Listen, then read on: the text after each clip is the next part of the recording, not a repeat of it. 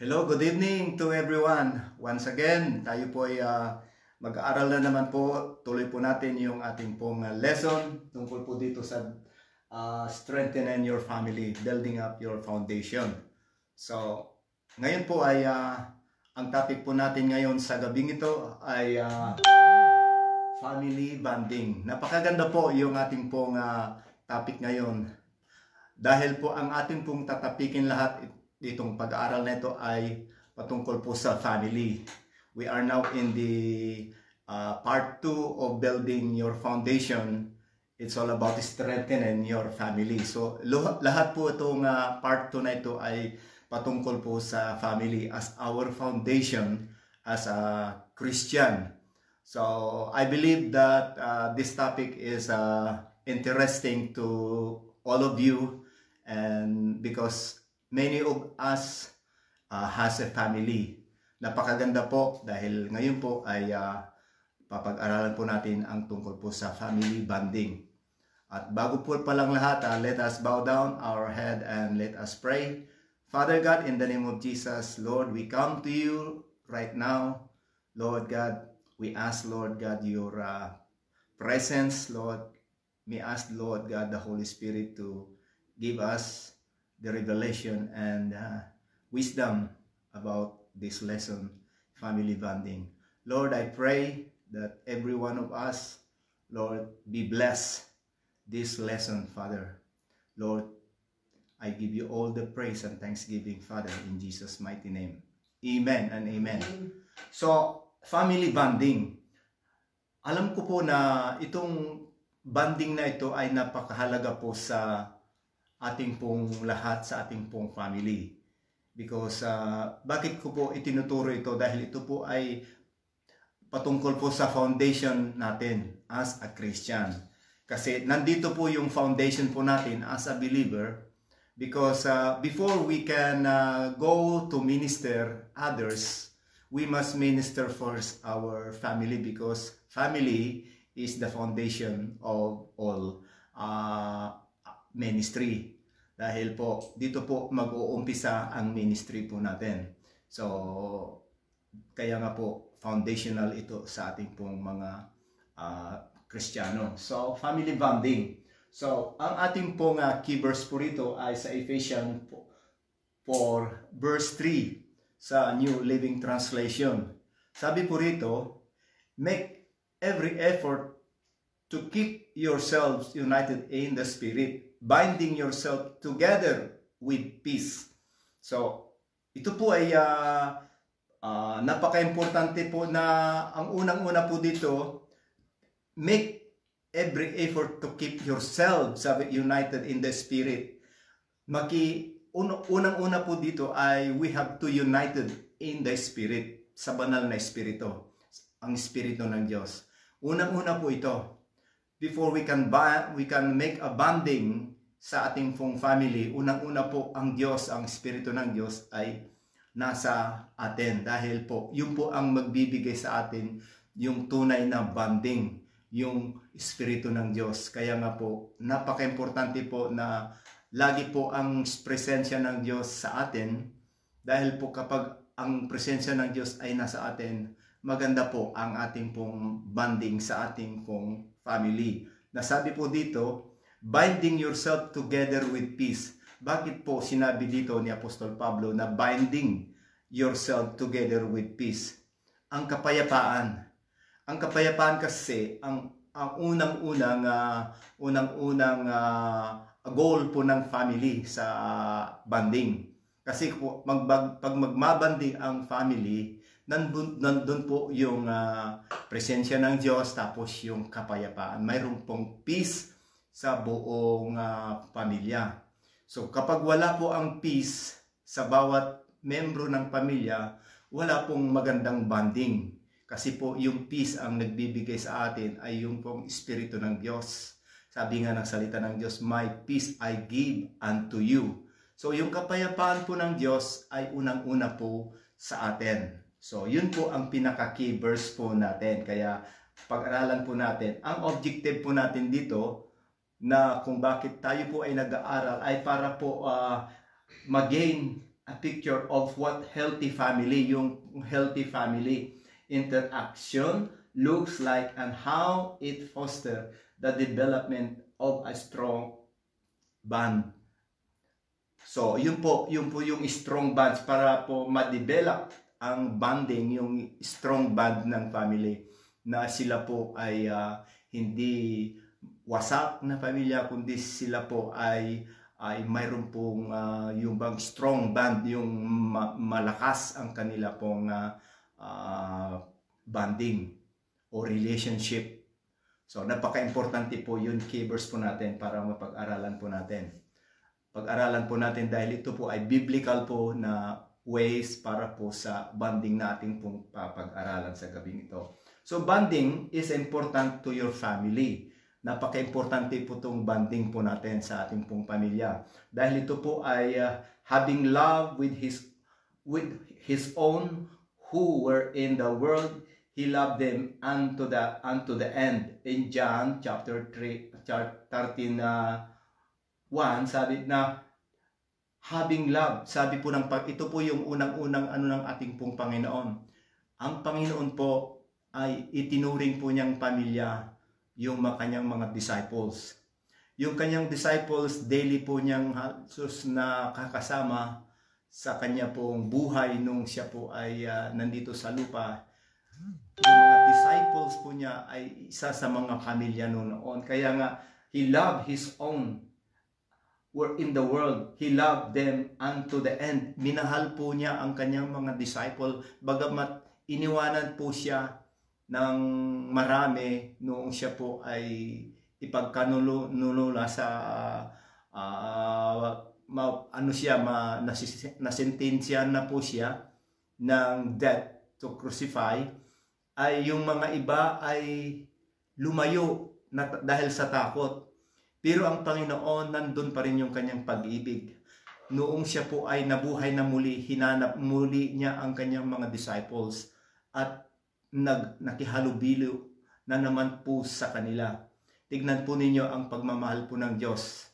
Itinuring niyang pamilya po niya yung kanyang mga disciples. Kaya nga doon sa John 13 verse 1 ay having loved his own po niya, who were in the world, he loved them unto the end. Minahal po niya. So ganun po ang susi po ng bonding. Meron pong pagmamahal hanggang till the end. So a family can experience either bondage or bonding. Yun po, ma-experience po ng family either of bondage or bonding. Kaya nga po, tignan po natin yung bonding po natin ay napakahalaga. So, family members bond when they serve one another. Ito po yung isa. Kapag sila po ay nagbabanding ng family, ay nagsuserve po ng bawat isa. Serving. Kaya mo bang iserve ang iyong family? Yun po yung bonding. Kasi kung nagsuserve ka sa iyong family, ay that's the way yung pong bonding. Kaya nga po, doon sa John chapter 13 verse 8, sabi po rito, John chapter 13 verse 8, basahin po natin. Sabi po rito ay, no si Peter, no, Peter protested, you will never ever wash my feet. Jesus replied, unless I wash you, you won't belong to me. Yung pong serve po ng ating po Panginoon, yung pagsaserve po niya, maging sa kanya pong mga disciple ay gusto ng Panginoon na hugasan ang kanilang mga paa. Ang Panginoon ay nagpakita sa kanila yung talagang servant, yung pagsaserve po sa kanila. Maging sa kanilang paghuhugas sa kanilang paa ay pinakita po ng Panginoon sa mga disciples. At Jesus replied sa verse 10, sa verse 9, Simon Peter exclaimed, then wash my hands, head as well, Lord, not just my feet. Sabi po ni Apostol Pedro. Pero sabi po ng Panginoon, Jesus replied, a person who has bathed all over does not need to wash except for the feet, to be entirely clean, and you disciples are clean, but not all of you. So ito po ay ang dapat lang na lilinisin ng Panginoon ay ang kanilang paa, dahil yung paa ang marumi. So ipinakita po ng Panginoon dito yung servant niya na kapag hindi niya gawin ito ay ginawa niya ito para isang example na gagawin din nila sa kanilang kapwa. So makita po natin yung serve one another. So you also ought to ask one another. Sabi din po ng Panginoon sa John 13:14 na maging kayo rin ay maghugasan din kayo ng paa. So ginawa po ng Panginoon yung example to serve, yung pong deserve one another. So mag-servan po tayo one another. Yun po yung magandang bonding. Pag ginagawa po natin yon sa ating pong family, ay ito po ay nagko-close po ng bonding.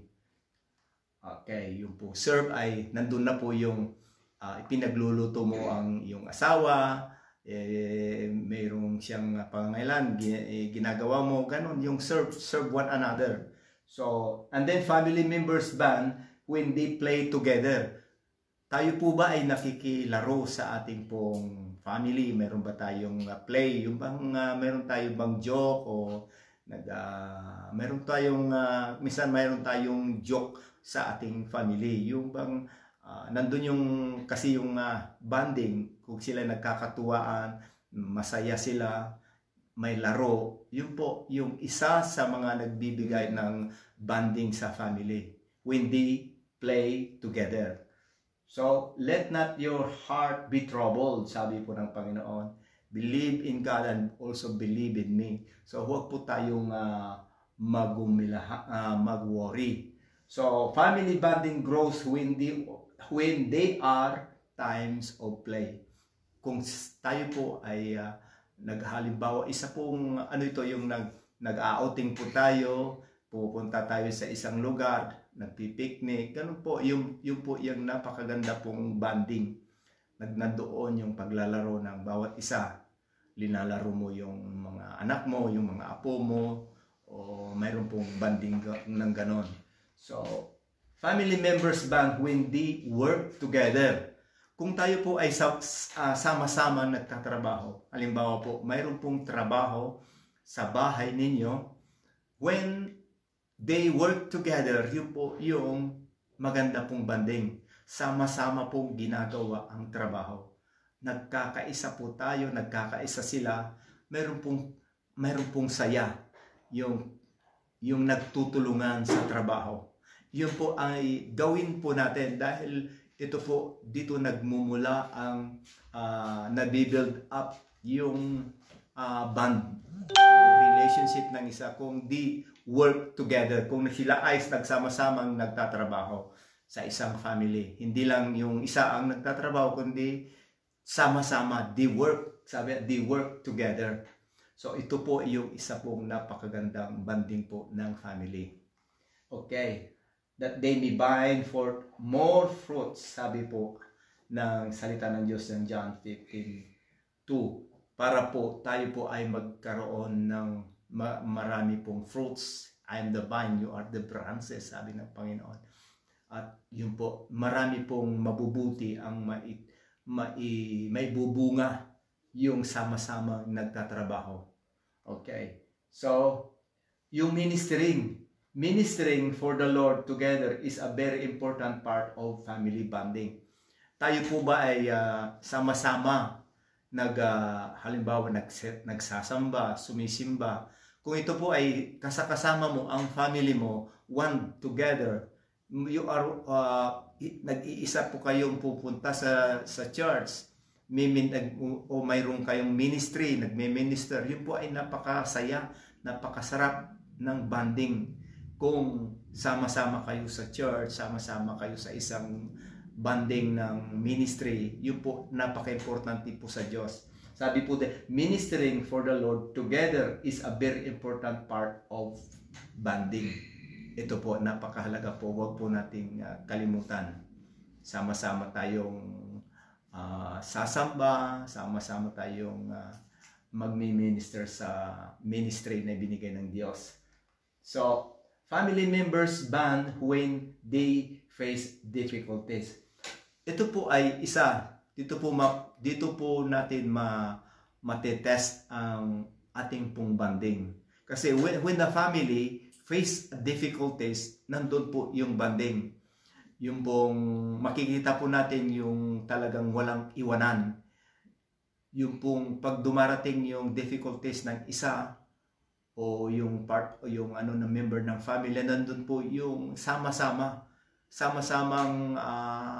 harapin ang mga difficulties. They face difficulties together. Yun po ay isa pong napakaganda pong banding sa ating pong family.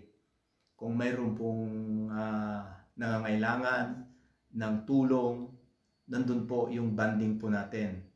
So, maganda po yon na ating pong napapag-aralan sa gabing ito. Bagamat ito po ay maiksi lamang, pero alam ko na kayo po ay mayroon pong matututunan. So, you will be scattered and will leave me alone. Sabi po dun sa John 14:32 na noong ang Panginoon ay nung siya po ay dumanas na ng pagsubok at siya po ay hinuli na. Sabi po na, you will be scattered and you will leave me alone. Nangyari po doon. Pero ang iba ay hindi po umalis. Hindi po umalis ang kanyang kapatid na si John the Beloved at yung mga iba nagsialisan. Pero dito natin makikita yung tunay na may bonding o may pag-ibig na in times of troubles, difficulties, hindi po lumalayo ang isang tunay na nagmamahal sa kanyang family. So, bonding po ang pinag-uusapan po natin. So, during the trying times of life, you will bond with those who encourage, assist, and strengthen you. Doon po natin mamimit yung mayroon pong magbibigay na encouragement. Na-i-encourage po tayo doon sa mga difficulties. Doon natin napapalakas ang ating pong bonding. Doon po natin napapalakas ang ating pong relationship when times of difficulties comes. At dito natin matetest, matatry ang mga ating pong family para po ma-encourage po natin, mabigyan po natin ng magandang payo para mapalakas. So, ganun po ang ating pong bonding sa family. So, napakaganda po ang ating pong pinapag-aralan ngayon dahil lahat po tayo, alam ba ninyo na marami pong nasisira mga family, nawawasak ng family because the lack of family bonding. Wala po silang bonding. Nandun po lahat sila sa kanya-kanya po nilang mga kaibigan, kanya-kanya lang mga ministry, napabayaan po nila ang kanilang family. So, yung kanyang mga anak, mga ay napalayo sa kanila because napalayo po sila dahil po kulang ang bonding sa kanilang mga family, sa kanilang mga anak, sa kanilang mga asawa. So, number one po, unang-una po, first family, and then ministry. So, ito po ang napakahalaga. Before we can ministering others, we must minister first our family. Kasi kapag nawasak po ang family, paano tayo makakapag-minister? Kung wasak po ang family, wala pong bonding. So, hindi po maganda, hindi po tayo magandang example. Wala po tayong magandang image sa ating pong nami-minister kung ang family po natin ay wasak at wala pong ayos. So, unang-una po ang Diyos niyang inaayos ang ating pong family because this is the foundation. Ito po yung foundation po natin. Minister first our family, then we can minister others. Bahay muna tayo bago tayo lalabas. Dahil po, kapag maayos po dito sa bahay po natin, kung ano po ang ating pong sitwasyon sa bahay, dapat mailalagay na rin natin sa labas because nagawa po natin na mabanding ang ating family, then we can also make bonding to others. So ito po yung first lesson po natin, na first bonding is family bonding first before others. Okay.